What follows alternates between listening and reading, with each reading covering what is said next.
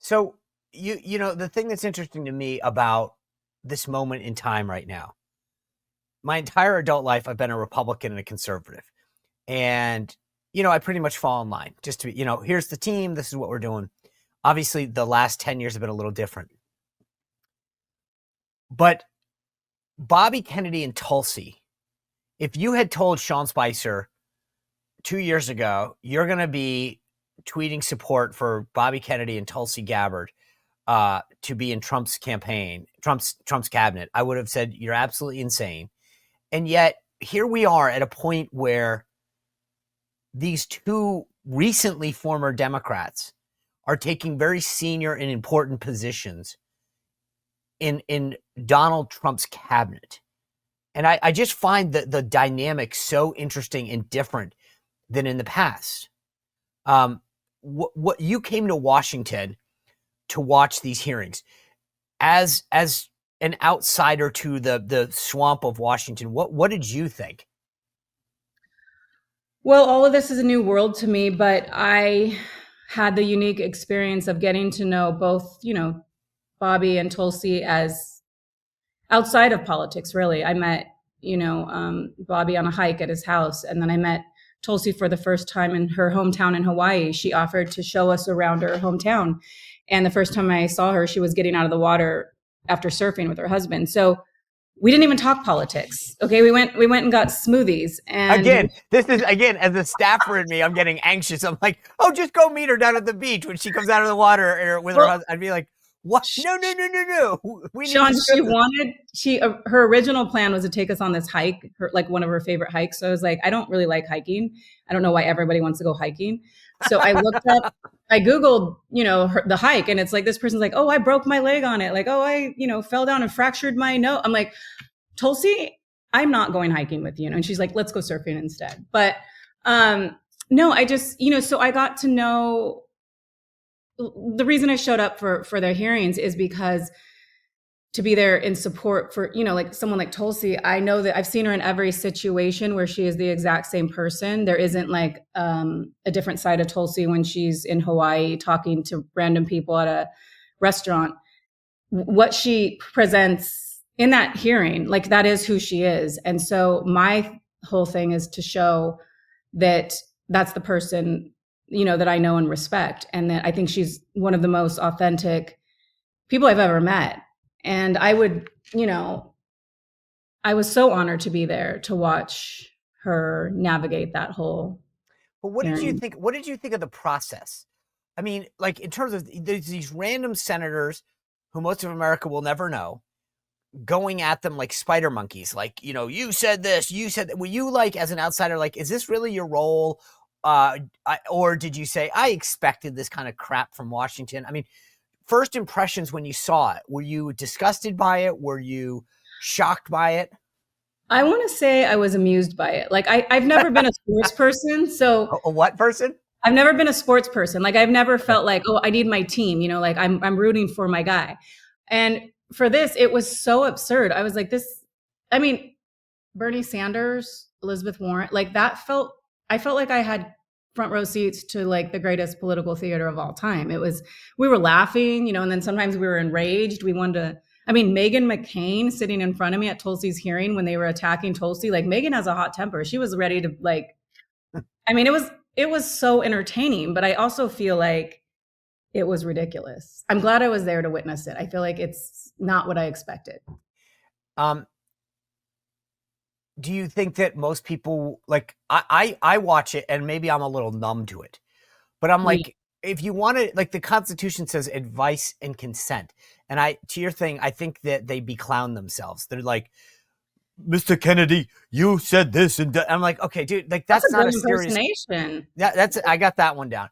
But I don't think it's serious. And that's fine. If you want to make a mockery and you want to score political points because you're going to get a clip, I get it. But I just thought to myself, if you're someone who's tuning into politics, you're not sending us your best and brightest right now. Like I said, I felt like it was embarrassing to see. They're screaming. In what scenario do adults need to yell at each other like that? I just didn't. it's like it was like, meme ready. Like everybody was like designed to be a meme in those hearings. It was out of control. So as I was saying, the previous Republican coalition is, Congress, so-and-so is going to be nominated for, like last time it was Tom Price. He was the former congressman from Georgia. And so we get the coalition behind him, the Chamber of Commerce and whatever. What I have found politically fascinating about what's happening now is it's Jessica Reed Kraus, Meghan McCain, as you mentioned, Danica Patrick, Marla Maples, Sage Steele, the former ESPN host. I'm watching this, and this is like, if this was a trivia question, it's name 5 people you would not see at a Republican meeting. But it's strong, independent women who have a brand of their own. I mean, it's not like you're on behalf of the Independent Women Forum of whatever. I write a newsletter. I have it. Meghan McCain has her podcast and a brand that she goes out there. Danica Patrick out there. Sage Steele. Like, these women are creating a new forceful dynamic that I've never seen on either side, but definitely not on the Republican side. Well, that's why I think it's the most exciting timeline right now. Like, I can't believe how everything's come together, and especially everything you just mentioned, and as far as these women, because I would have never put myself in this category. I mean, Sage Steele did sports, and like Meghan McCain. I mean, like I feel like I had nothing in common with those people up to this point, and we still disagree on a lot of things, and we have very different interests and styles. So it's amazing to see how supportive they all are. We are in a very, tight-knit group, and we don't have to agree on everything. Even Tulsi and Meghan, they don't agree on everything, but they are incredible. They have an incredible friendship. So that begs the question that I think piques my interest, which is, let's just say hypothetically, there's another nominee. Like, what would it take? What does it take to get you guys back in the fight? Is it that you need to know them, that they need to champion some issues? Like, that's why I'm fascinated by Tulsi and RFK, right? They're outsiders, they're disruptors. But if Trump nominates someone to be the secretary of fill in the blank, are you getting behind them? Is this coalition of strong, powerful women getting behind them? Or what's that criteria that says, okay, guys, let's go back and bring the team together? So I think that's a really good question, because that's something I've actually been thinking about. I don't think I could get behind just any candidate running. There are very few politicians that I would be willing to travel the country for.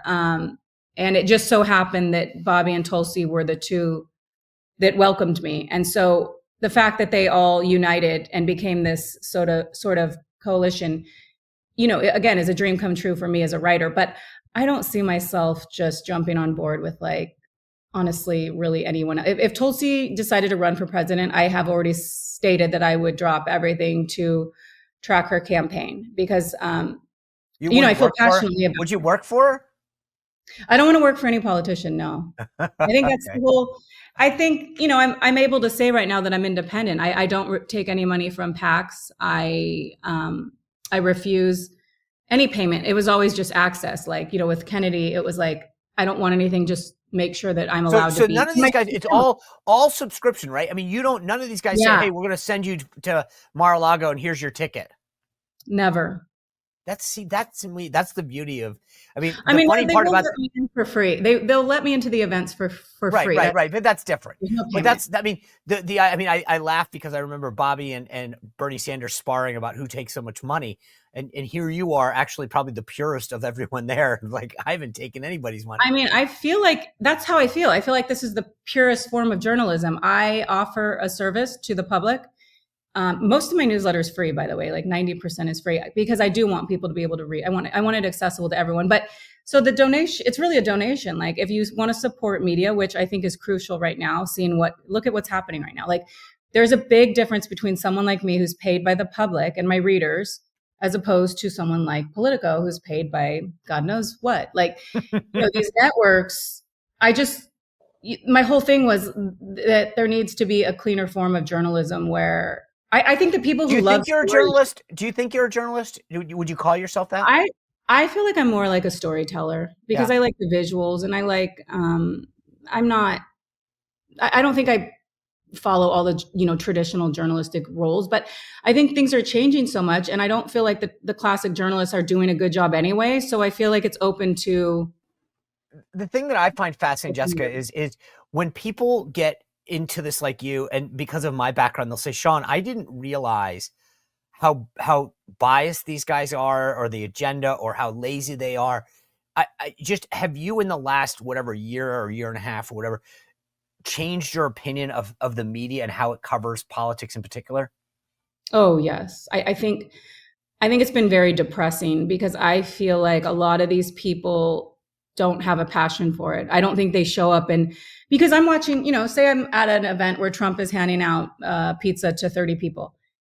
I see him I see him work this crowd, and they're all in love with him, and he's so good with people, not just in a rally. We've seen him in his rallies, but in a small room, I'm watching these other journalists, and they'll go and write these terrible things. And I'm like, we were all in that room together. You witnessed what I witnessed. So I'm taking in all of the perspective, is not just tracking the whole environment. And it's like, I think it's lazy. And I think they've just been allowed to get away with, what it's just very predictable. And that's not the way journalism was. I mean, look at Vogue and Rolling Stones. Those used to be very edgy publications where people like, Joan Didion started, and all of these incredible rebellious writers. And now it's like it's all the articles are the same. All the headlines are the same. One of the things that I feel blessed when Donald Trump named me White House press secretary is, I say this kind of half joking, but it's true. Like, I grew up as a very simple kid in Rhode Island, at best middle class, two great parents who worked really hard to give their kids, as much as they could at times. And so when I would open the door of the Oval Office, and I just, the people and the experiences I've had since the White House just blow my mind, right? I've met people, I've gotten to do things that 30-year-old Sean would have never dreamed. I was like, there's no way I could ever do that. There's just so much coolness that has come. And I think of the people that you're hanging out with now. And if 10 years ago, Jessica could pinch her, look back and say, who have I met, or what have I done that's just mind blowing? What would come to mind? There's been me sitting here with you is, I think I probably knew on TV. I don't know what raise the bar. You need to raise the bar. Well, I'm saying I was probably cursing you how many years ago when you were on. I don't even want to know what I said about you. But you definitely didn't vote for me on Dancing with the Stars, did you? Definitely not. I probably voted against you. We're probably tuned in to vote against you. No, it's, hello, I woke up at the Kennedy compound. I opened my window, and I saw the steam rising off, and like the flagpole that is, that's and iconic. Like that is like, I can't be alive right now. This is not real. And so and then 2 weeks later, I'm in, the terrace of Mar-a-Lago. And it's like, for someone like me, they like to frame this story as like an overnight, sensation. But I grew up reading about these people my entire life. So you earned it. I did. I do feel like that. I feel like when I woke up, it was surreal, but also I was like, I'm supposed to be here. I have put in the time and effort. I've gotten to know these stories, and I care about them more than probably anyone I know. So it's like I said, I'm so grateful for how everything happened, and it feels very genuine, and I feel very good about how I make money and connections. Good. You've earned everything, and I think the content is great. Your writing style is phenomenal. I love the perspective you bring. Just remind people where they can get you and support this.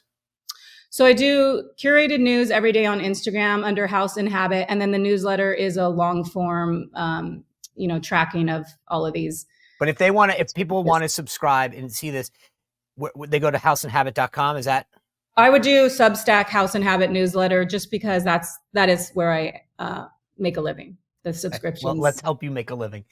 Jessica Reed Kraus, I love it. Thank you for spending your time with us and explaining this. It's such a great Thank you for having success story in America. You bet. Thank you. All right. Thank you. Bye, Sean. Guys, thanks for this. This is what a great way to end the week. We're going to continue to break down everything going on in this Trump White House, all of the visits, the executive orders next week. We've got a lot to do it. Some great guests headed your way to give us some continued insight that you'll get nowhere else. My newsletter dropped today, SeanSpicer.com. It's free to subscribe. Get mine and Jessica's at House and Habit, but go to SeanSpicer.com. I always appreciate the VIP ones, but SeanSpicer.com is where you get all the insight. Have a great weekend. I'll see you on Monday. Well, if you enjoyed this content, make sure to like this video, subscribe, and click the notification bell to get more.